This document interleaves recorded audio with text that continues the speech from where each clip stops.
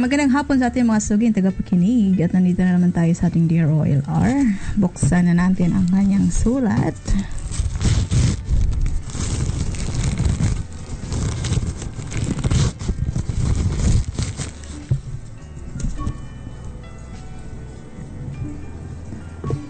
Ang kanyang sulat ay pinamagatang Diyos ko, anak mo rin ako.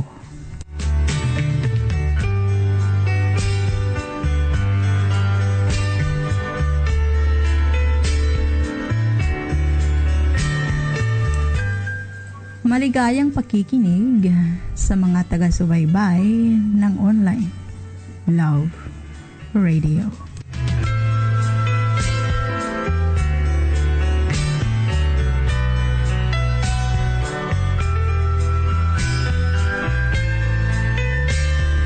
Nagsimula ang aking kwento when I was 12 years old.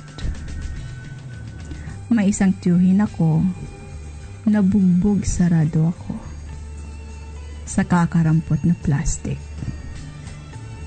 na makita niya sa kadahilanang pala nagalit siya sa akin kasi kamukha ako ni mama.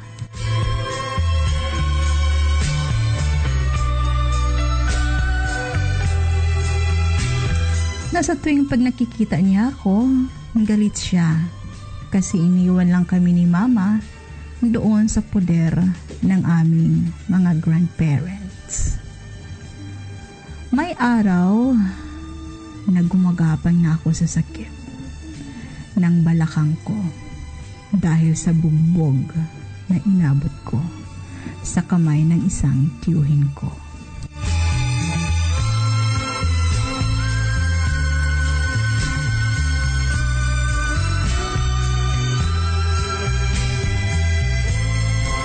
Nagsimula ang kalbaryo ng aking buhay.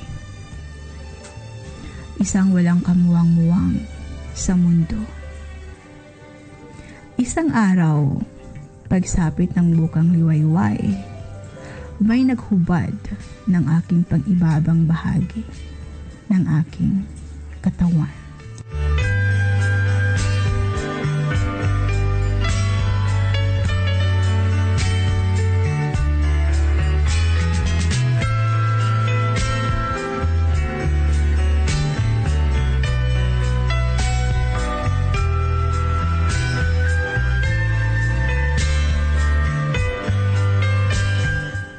Akala ko, panaginip lang, pero totoo pala.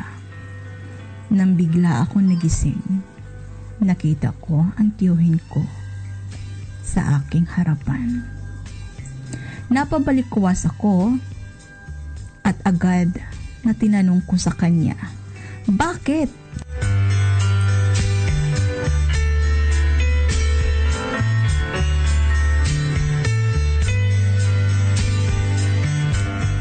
Noong sumunod na mga araw, ang paghihirap sa akin kasi lumipat ako sa silid nila nanay at tatay.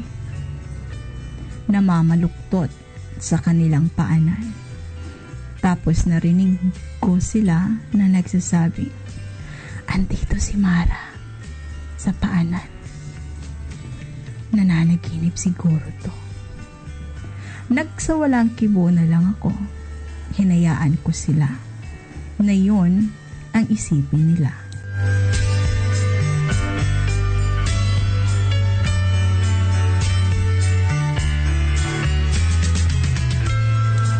Para sa katahimikan ng lahat, kinabukasan na naman nasa paanan nila ako. At ganun pa rin ang naririnig ko na sinasabi nila tatay at nanay. Lumipas ang araw na kinakatakutan ko. At pagsapit ng gabi, dasal ako ng dasal na sana'y darating na si mama para sunduin na ako.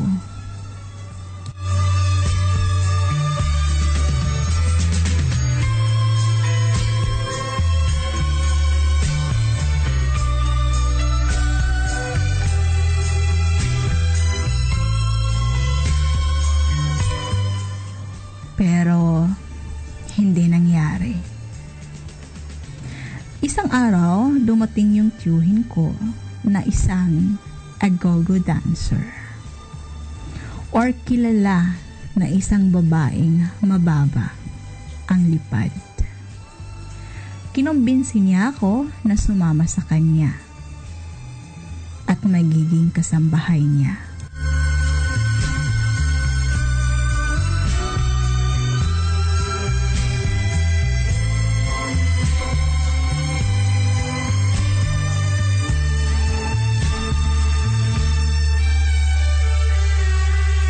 Ayaw ni nanay na pumayag kasi sabi niya mapapariwara daw ako.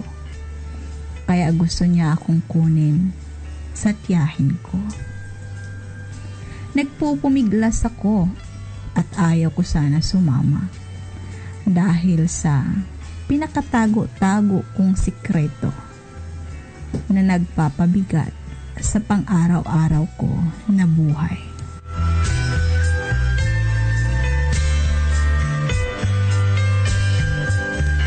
Di ko masabi kay nanay dahil ayoko magkagulo sila nang dahil sa akin.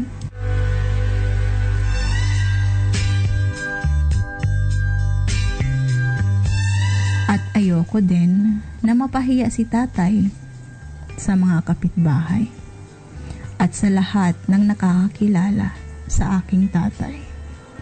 Yung feeling na pinipigilan mo yung sarili mo na maglantad. Yung nakakahiyang sikreto.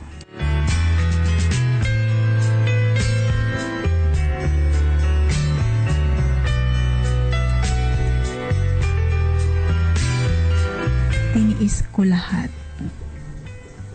At lumipas ang araw na inilipat ako ng nanay ko sa isang tiyahin ko.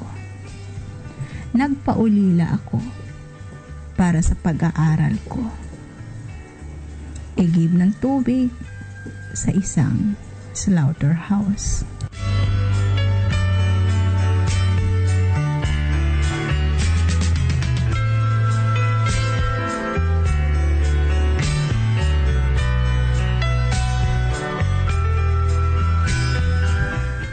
Iniisip ko na okay na ang buhay at ang lahat hanggang sa isang bukang liwayway may biglang humila sa kamay ko sa madilim na bahagi ng slaughterhouse.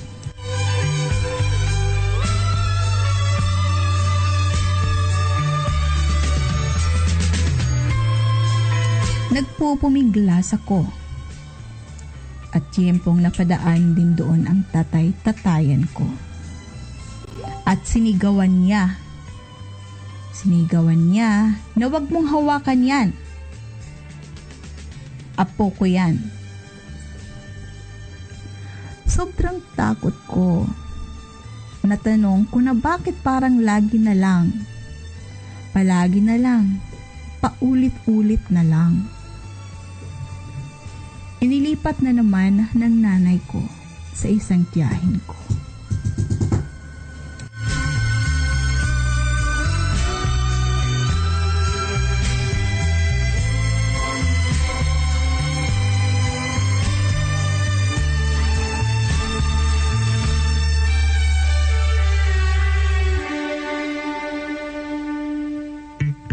Sa unang araw, masaya at gusto ko yung ambience.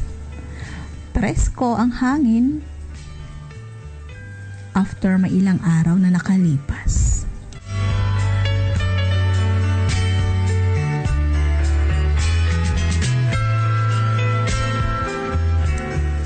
Isang umaga, nabulabog ako nung tiyempong kakagising ko lang, may biglang yumakap sa aking likuran. Nang sa paglingon ko, yung tiyohin ko.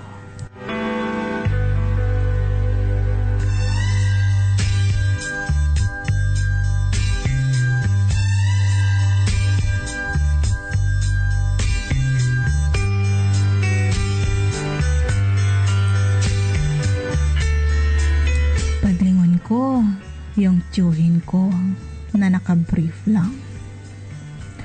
Tumakbo ako palabas ng bahay at hinihintay ko yung ate at tiyahin ko na makabalik.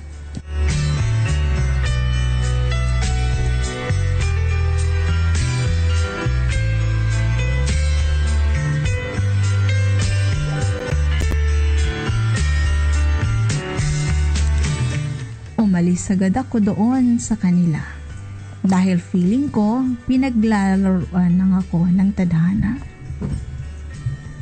Nakatanggap ako ng mensahe na dumating na daw si mama at kukunin ako.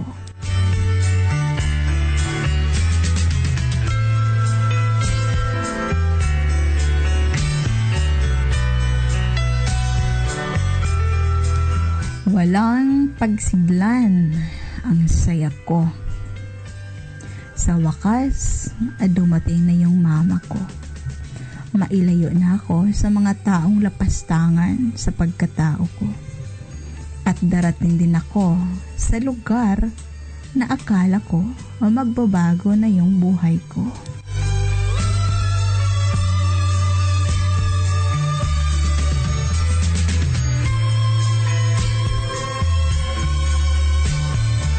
Pero alam nyo ka-OLR, yung inisip ko, nagaganda na ang buhay ko. Mas lalong gumulo. Kasi si mama, may kinakasamang lalaki. At masaklap pa doon, may pamilya. Yung pag-asa kong nadama, biglang nawala. Naligaw ako tuluyan ng landas.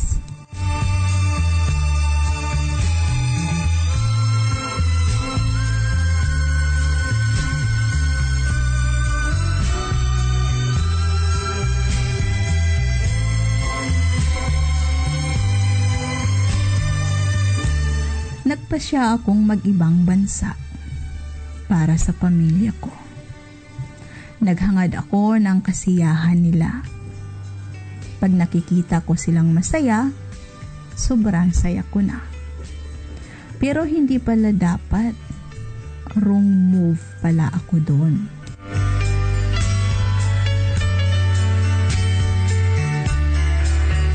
Nagsimulang nagsilakihan ang ulo nila. Lahat sila sa akin umaasa. Dumating ang punto na napagtanto ko na parang hindi na to tama.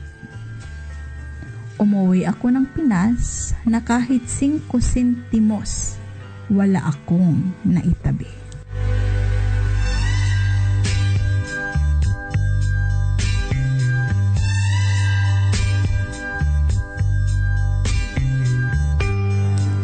Dala lang ng pinapadala ko kay mama lahat ng katas ng hirap ko.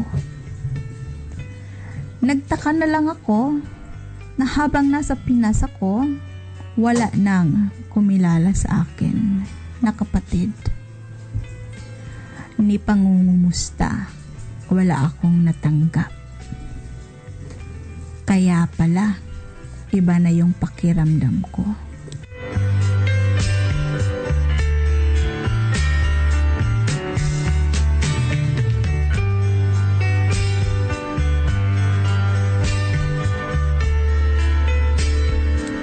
Lumipas ang mga araw na buntis ako. Ang saya-saya ko. Para sa akin, ito na yung simula ng bago kong buhay. Walang pagsidlan ang saya ko.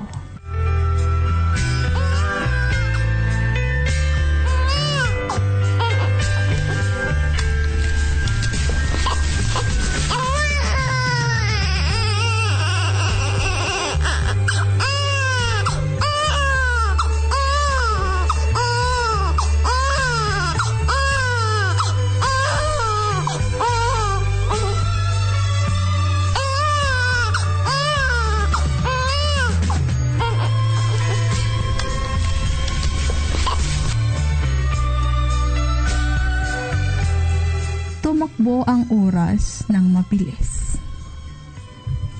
at nagbibinata na yung anak ko.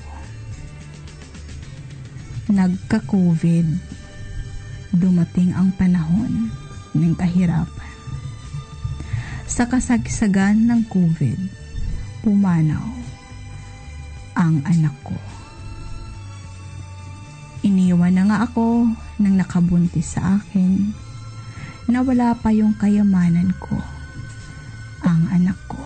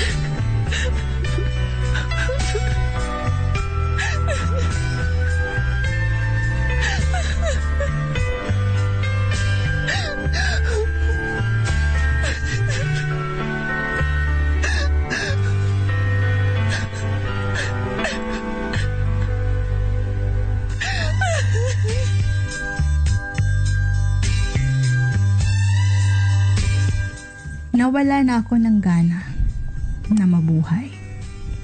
Bakit ang lupit-lupit sa akin ng mundo? Bakit ayaw niya akong sumaya? Lumipas ang araw, dala-dala ko ang bigat ng kanyang pagkawala.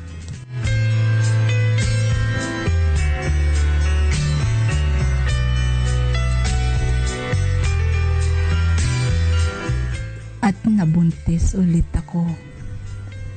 Nagkaroon ng buhay yung malungkot kong mundo.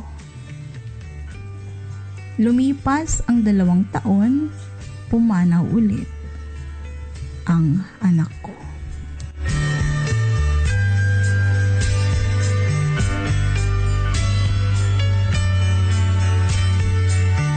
Sanhi ng karamdaman na hindi maipaliwanag. Question ko si God. Bakit ang mga anak ko? Bakit di na lang yung mga taong barumbado? Yung mga walang halang ang bituka? Napakabuti kong tao. Hanggang yun, dala-dala ko pa rin ang sakit ng kanilang pagkawala.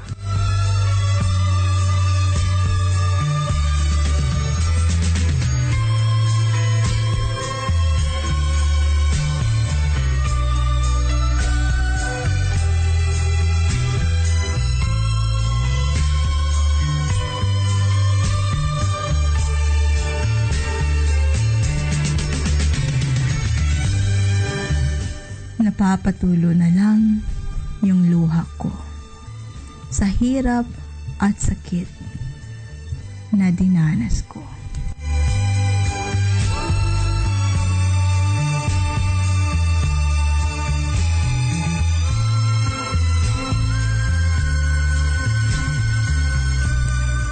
Hanggang ngayon, hinihintay ko pa rin ang sagot kung bakit kinuha sila sa akin, kung bakit ako pa.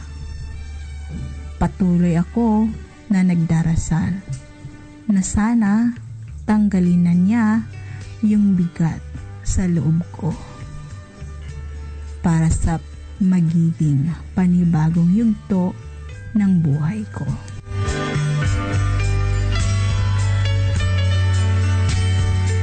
Nanghihingi ng panalangin niyo, Mara.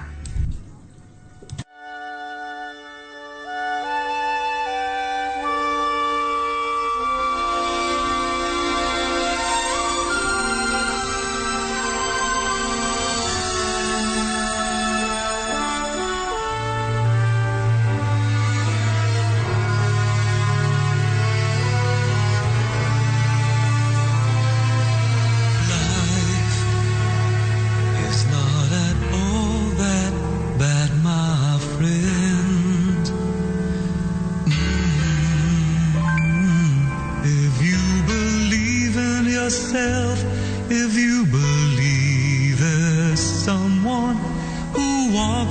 laugh with you.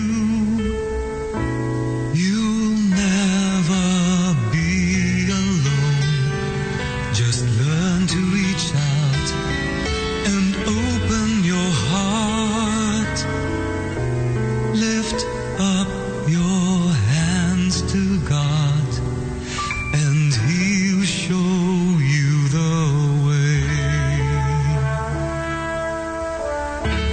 And He said, cast your burdens upon me, those who are heavily laden. Come to me, all of you who are tired of carrying heavy loads. For the yoke I will give you is easy, and my burden is light. Come to me, and I will give you rest. Dear